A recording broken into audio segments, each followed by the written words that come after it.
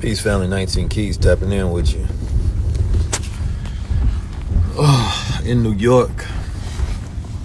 And I was just thinking, I look at the boycott that they got going on with Target, and then my question became is, if I don't think that that's the best solution, should I share my solution on here, on social media, right? Or should I just focus on behind the scenes infrastructure of setting that solution up with the right people and then just execute? Because when you don't tell your left hand what your right hand is doing, and they're always watching this, you feel me? So the goal is looking at, should we be sharing the solution, or should we keep it private and just execute? Because I know I got the solution. I was just in an interview and they was asking, like, what's the solution? And I think about that and I'm like, bro, we already got it. I am the solution.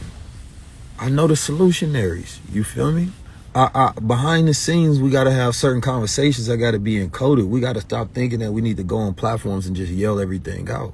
There's nothing wrong to protest if that's what your thing is, but that's not my goal, right? There are people who protest. That's a level, but it has to be a part of a larger plan. The people who do the protesting, more so like the black church and things of that nature, they protest because that's what they know. You say don't share if the solution is profitable. I'm not sure what that means. The black church, that's what they know. The civil rights leaders, that's what they know. So they need some new direction. They need an upgrade.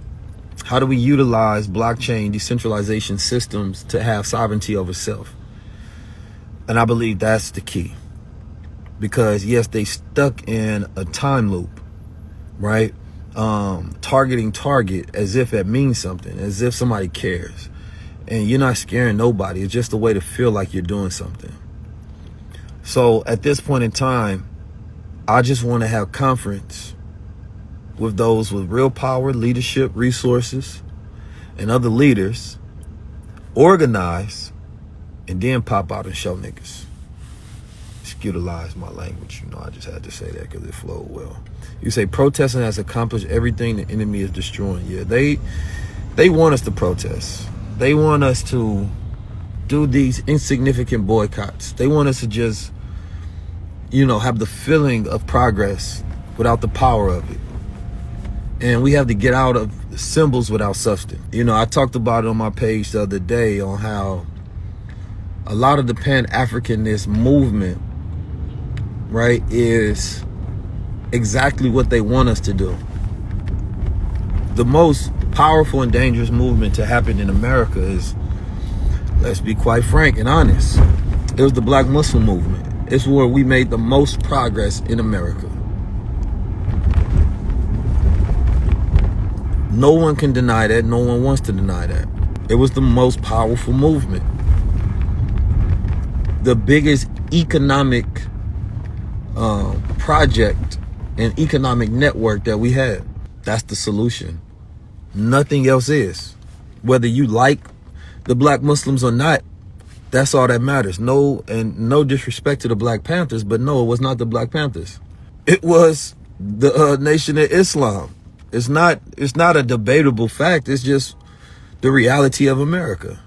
So if we can unanimously agree on that fact, we can unanimously agree on that fact. And let's speak on it from a economic movement. They had the most businesses. They was producing the most jobs, opportunities, and they were developing and changing the most minds from niggas to gods. And the most influential and impactful. So to me, it's like, okay, well, if that's true, then why don't we just follow that as a blueprint? I ain't saying you got to be Muslim. I'm saying economic blueprint. Well, you already Muslim, you just don't know it. Muslim just means one who submits his or her will to do the will of Allah or God. Meaning that if you follow the will of God, you're a good person, you're a Muslim. You might not follow Islam, but it's in your nature once you understand it. And we never spoke on it as an Arab way of life. No, we looked at it as just the way of being a righteous human being. therefore, it's like, okay, then the solution is to take the reference of the economic blueprint that Elijah Muhammad produced, pair that with our new digital technological resources, and execute on that. And that's it. The black church won't tell you the truth because they're afraid of losing their position of power and influence. So therefore, they're not going to say the Nation of Islam has the best model. They're not going to say that. And therefore, to me, it's disheartening because you're willing to see black America fall because of religion. The black Muslims don't mind working with any organization in America in order to get to economic growth of black America. And a lot of people never understood what Elijah Muhammad was trying to do while he wasn't playing the political games, because he said, bro, we just make our own. And if we focus that energy into producing our own and building our own nation up, by the time 2025 come, we'd be good. But we were so many leaders were just so set on. They were just so set on being accepted. And by the time they figured it out, it was too late. So yeah, we got the solution. We got the solution. And then I want y'all to look at it like this. When I speak on the Honorable Elijah Muhammad to give us focus, it's not forgetting about Elijah. It's not forgetting about Noble Drew Ali. It's not forgetting about Malachi Z. York, Yahweh Ben Yahweh. It's not forgetting about Father Allah. It's not forgetting about, Marcus Garvey. It's not forgetting about nobody. We need to act like we are in a competition. No. We resurrect our ancestral blueprints to have focus, because you have to remember Elijah Muhammad came after them. So therefore, he already incorporated a lot of the knowledge and lessons into his plans. And then I'll come after the Honorable Elijah Muhammad, right? So therefore, I will be thinking about what went right, what went wrong, how we can make this more efficient. And then I don't believe I'm the one to do it. I believe I want to work with a group, a council of us that get it done. And I believe those who you should represent your ancestor for sure. Everywhere you go and everything that you do, you should represent your ancestor. You say, what about the real Muhammad? What's a real Muhammad? You're just making up stuff. Prophet Muhammad, peace be upon him, did not make Islam. Islam pre-existed him. He taught his people the way of life of the original people, which was given to him by the angel Jibril, a black man. You got to study your history. And there never would have, there never could be or would be a man of any Arab descent that will come and be the one that builds black America for us. So the religious banging about which Islam to follow and all of that don't even matter. That don't even matter. What matters economically is us having our economic sovereignty in place. But I just want us to understand we have the solutions, people. And let us get the wins under our belt first. And the younger generation, I'm speaking to y'all. The old heads, I'm not speaking to them. They got psychosclerosis and inability to take on a new way of thinking. Their mind is too rigid. It can't stretch and move. It's not malleable and fluid. So a lot of them just have to follow suit. And they are useful, but they don't know how to be useful. Meaning that they have wisdom and don't realize we need their wisdom, but they don't think we're going to listen. Which I would love to have wisdom at my beck and call to where somebody could, lace me up with the knowledge and game necessary. But this generation has to learn so much on our own. But it makes us sharp and it makes us great. So you have to lead the older generation, because a lot of them don't realize old don't mean weak. But that's the psychology that they've been given. They look at old as weak. You look at an old tree, it's strong. Its roots are deeply rooted. It has foundation. The older something is, the oldness of it, it represents strength. It's not supposed to be weakness, but we look at today's time that youth is strength, but something is young, that's not the strength, because it has no roots. It has not a deep enough foundation. And we know this because when we see somebody that we think is strong, we say, oh man, you got an old soul. When he's speaking high level, oh, you got an old soul, because we understand that even in your muscles, so you got old man strength. Why? It's because they've been built up over time. They've been built up over time. They asked me during the interview, who are the leaders of this time? And I refuse to answer, because I think that we all are. I think that when you just point to people, all it does is create the ability for people to try to break those people down. He said this person a leader, and this person, why they ain't mention me? And it just creates fragmentation and jealousy. So I'm not doing that. It's always good to shout people out. But I know the way that we operate in today's time is that we got such an attitude that anybody who steps up, we look for ways to tear them down. We look for holes in their record, background, what their flaws are, imperfections. As if we can't have an imperfect leader that actually takes us to that next level. We'll never find a perfect leader. We'll never. There's always going to be some flaws, always going to be something you don't know. And you have to be willing to accept that. See, white America understands that. They're willing to accept all the flaws, as long as you're beneficial to the progress. The mission statement today is to live your vision. What you think is the future? Whatever you think the future is what the future is. But yeah, look at Donald Trump. He's a perfect example of them. Donald Trump is a puppet. You think he got real power? Man, they control and run the hell out of Donald Trump. They tell him what to do. He ain't telling them what to do. You think he telling Netanyahu what to do? Lost your mind. He's just the perfect person in position to get the people to rally behind. You ain't gotta listen to me. Y'all go fall in love with these personalities and get ingratiated by loving these people.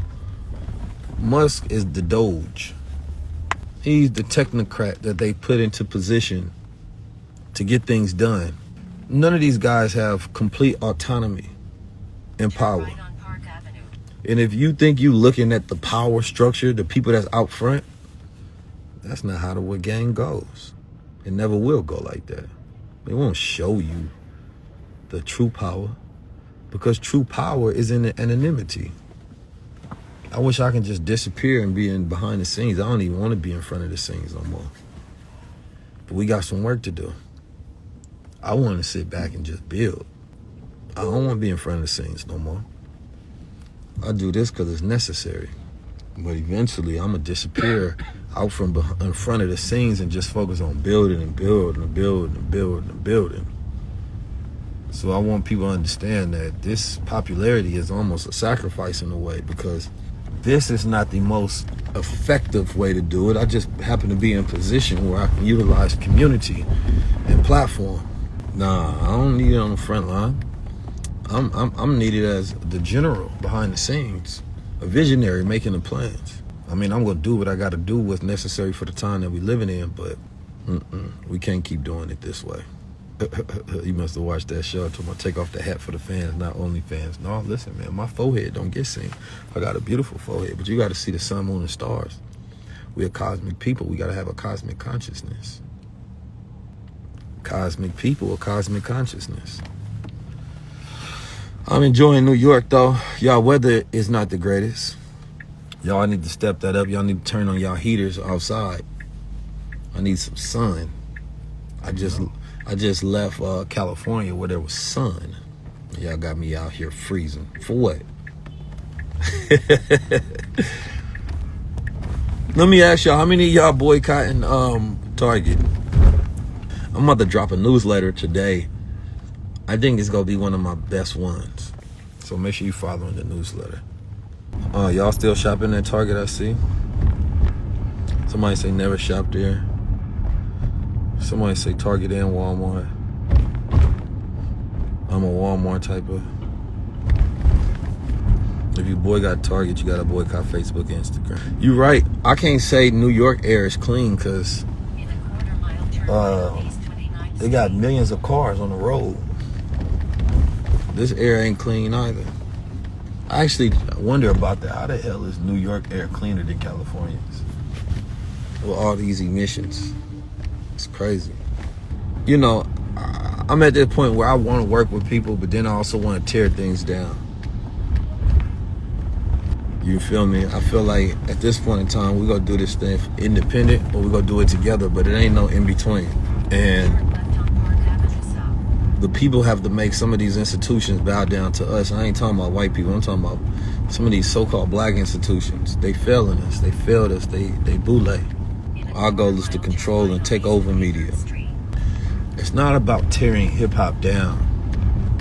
It's about hip-hop being utilized as an instrument and tool that backs the values of a good culture. So it's about changing the messaging in hip-hop.